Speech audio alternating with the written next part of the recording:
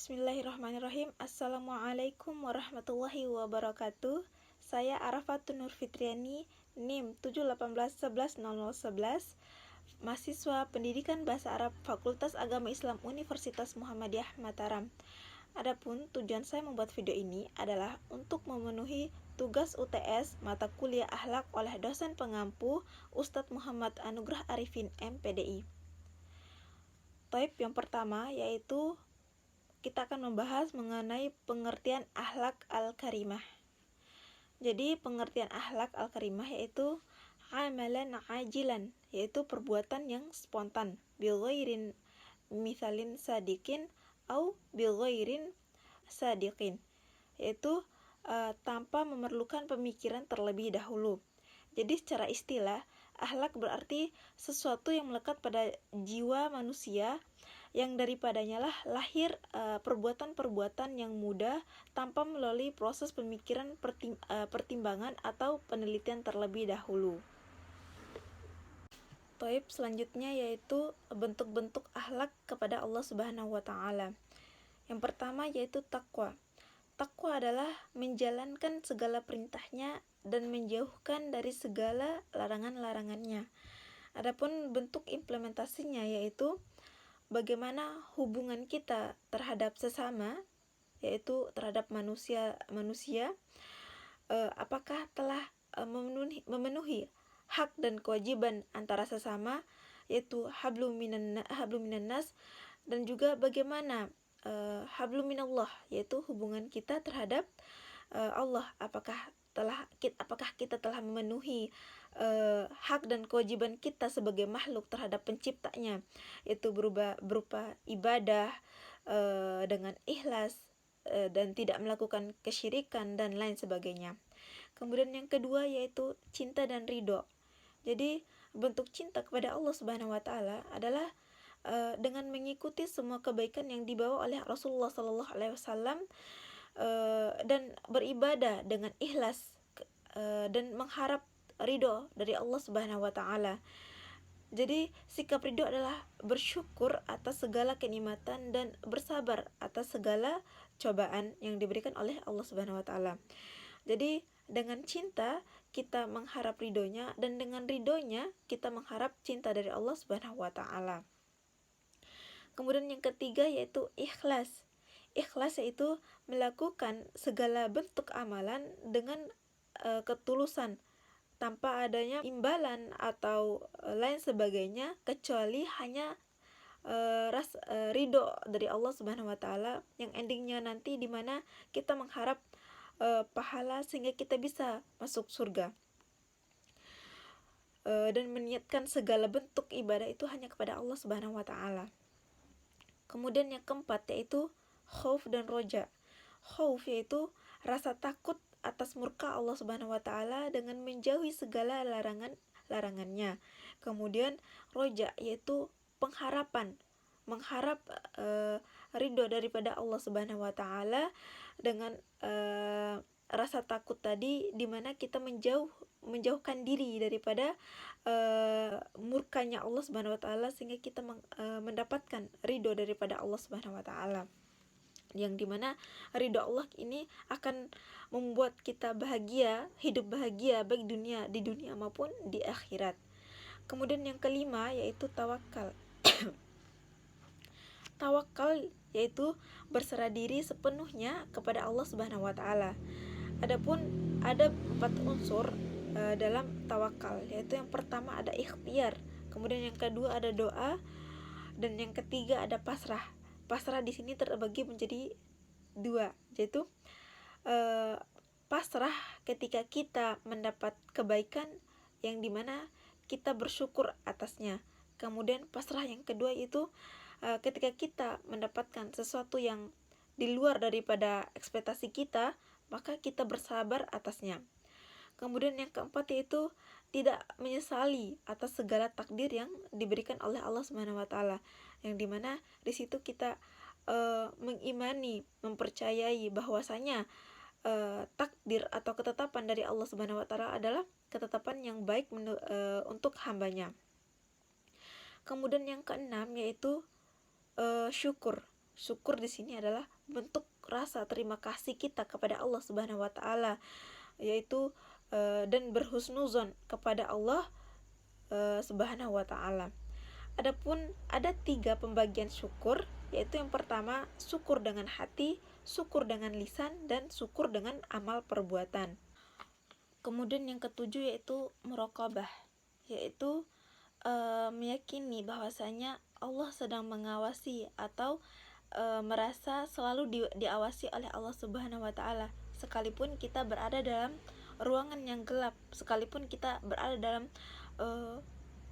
jauh dari jangkauan manusia lainnya. Makanya kita harus merasa bahwa kita selalu diawasi oleh Allah Subhanahu wa taala, karena Allah Maha melihat.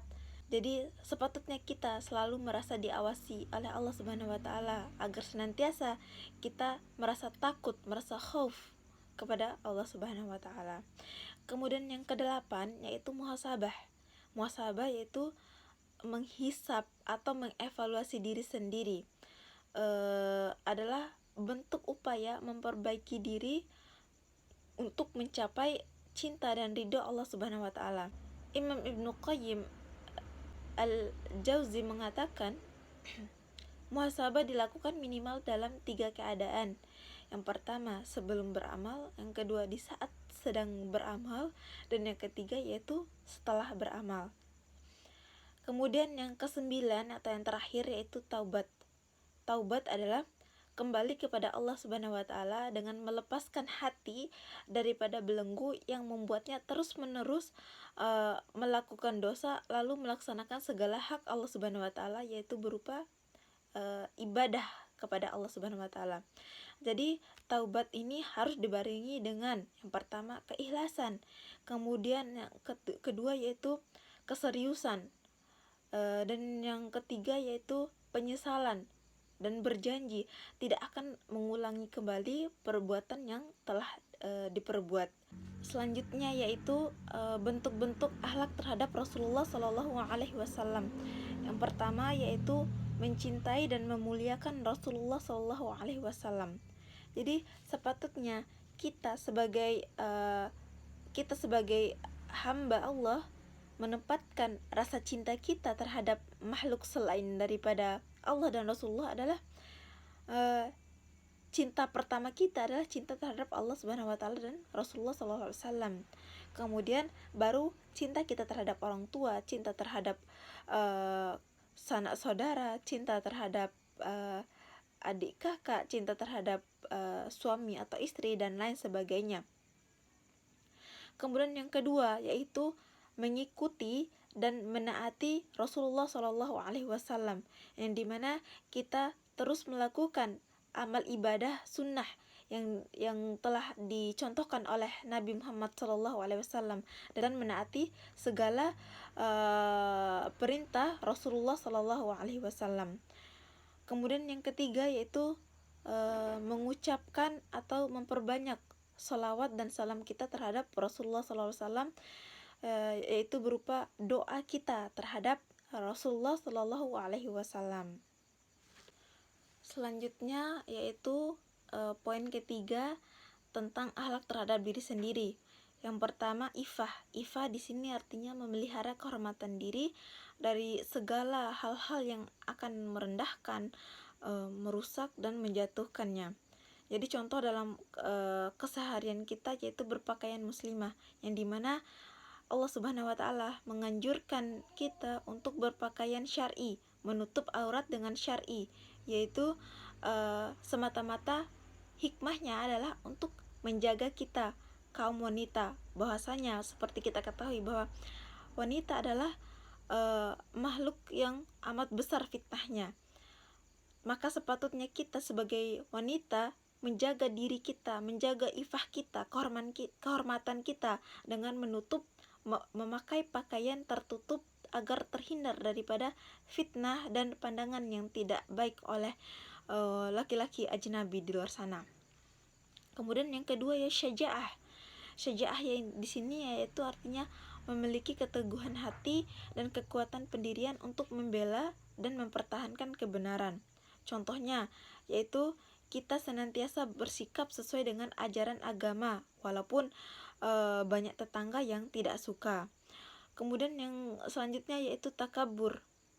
Takabur yaitu sombong, yaitu atau sikap menolak kebenaran, meremehkan orang lain, menganggap bahwa dirinya sendiri adalah yang paling benar, bahwa dirinya sendiri adalah yang paling hebat. Nah, contoh dalam kehidupan kita sehari-hari yaitu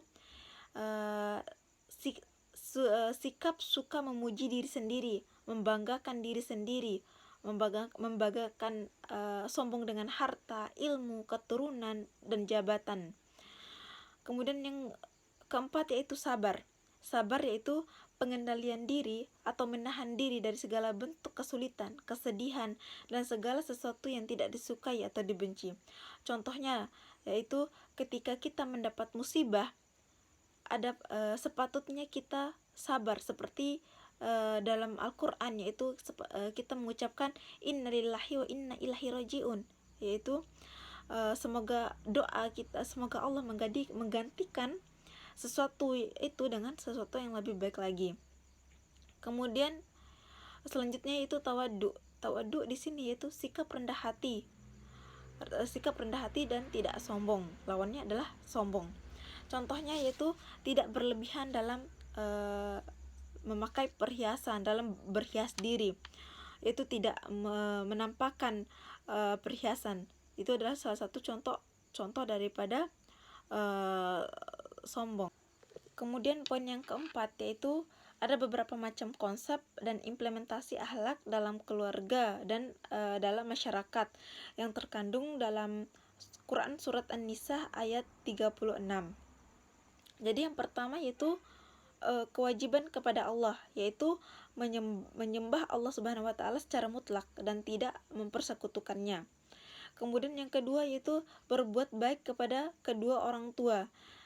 Kemudian yang ketiga yaitu berbuat baik kepada masyarakat, yaitu kepada keluarga dekat, tetangga dekat dan jauh.